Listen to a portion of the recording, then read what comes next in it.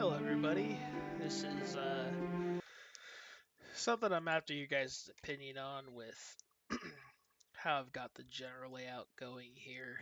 This is going to be your tutorial area after the opening scenes. I don't have any music or sound effects to it yet, but I just wanted to show you some of the things I have for, I don't know, D&D it's called railroading, but basically making the player do the tutorial to understand some of the basic mechanics.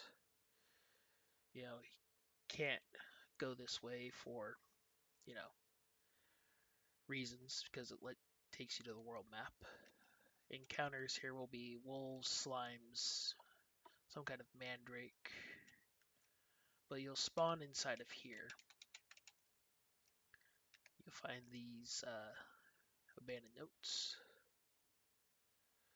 I don't have bus sprites yet. I need to commission those and things like that. The character obviously is just a base character. So you go and get your first key item.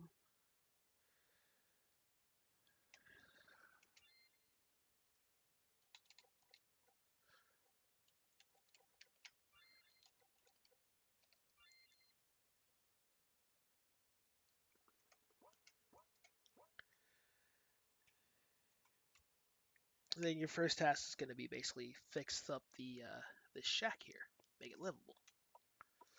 You got your axe. Go over here and start chopping wood.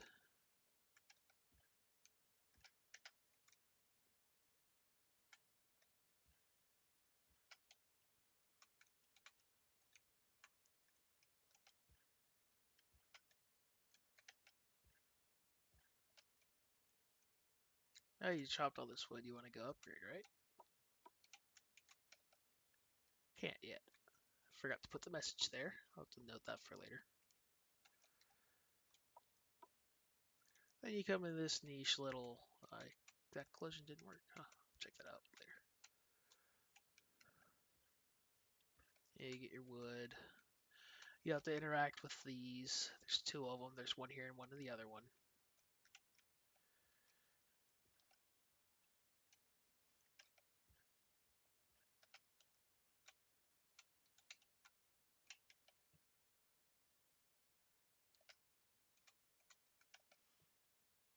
Now, this digging through the rubble to find some stone things, you need to go into this area because you don't get your pickaxe till after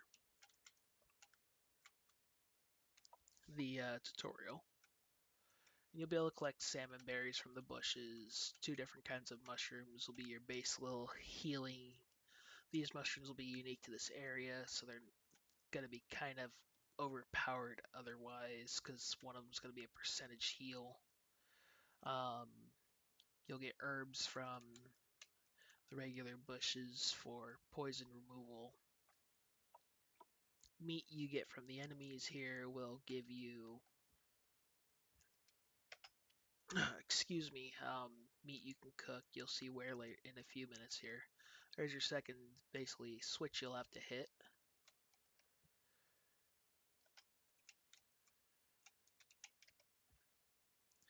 And if you have 10 wood and 5 stone, you get 6 just because having 1 extra is going to come in handy for the crafting tutorial get after this tutorial. So then you got all your stuff you need, right? Can't go anywhere else. I need to put something to indicate this bench is important. You say no, you get the option to go rest. So you fix it up. Transition needs to be a little longer, maybe have some noises like some hammer blows or wood cutting. But then you got this guy. I'll have an animation here. You'll be able to cook the meat you got from, you know, the wolves you killed here and whatnot. And there's 2 beds here. Reasons will come after this tutorial when you get your first party member. You'll notice they're gone, but you can't go up here yet. Or down here yet. You can now go up here. This is a dilapidated temple. Now I plan on having, you know, Treasure chests spread throughout here and the previous areas for you to get your basic starting gear. And come up here. This person won't be visible right off the get-go. I haven't even got the correct sprite here. I just need the placeholder for the event. Essentially, you'll walk up to this guy here, and you'll interact with it. You'll get pushed back, and person will appear.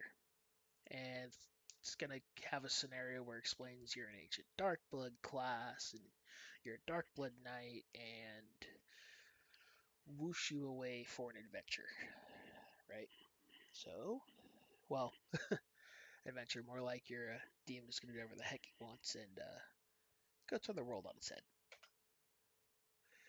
You get warped out of here, and then you will be able to come to this area, which will have your introduction to what I'm calling secret areas. This one's indicated by a star for the sake of a tutorial.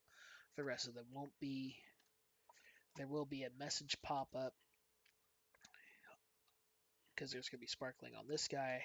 You're going to find a little note explaining secret areas. I plan on having a counter for it, for how many out of how many secret areas you found. Each major area will have one, not each little individual area. That would be insane. This guy will give you an accessory. I was turning to have one that makes it so you get a passive additional 1 TP per turn kind of ring. Like I said, most secret areas outside of late game aren't going to have any one and done items you can only find in that one spot. And those secret areas, there's going to be numerous hints to, and it will actually be in the quest log for you to locate those items to get the end game weaponry. One final little maze, there'll be, a chest up in there, and over here will be these little guys, and there'll be a person who, wants you to bring them 1 wood and 1 stone, and they're going to teach you how to make a sling.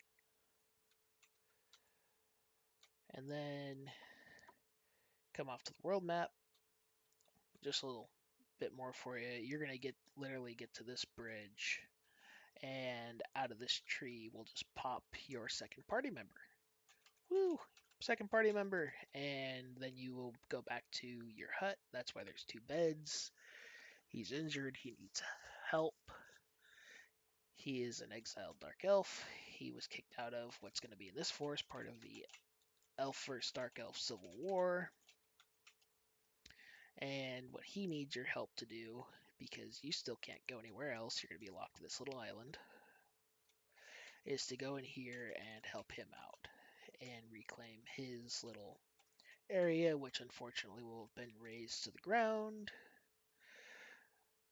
And then you just go back to the old temple and you talk to the spirit, goddess, demoness, angel, Delio, and your adventure continues. So yeah, let me know your feedback. I know I don't have any real sound effects or battles to show. I'm just showing off the map, trying to see what you guys think, if this is too much for a basic little introductory dungeon.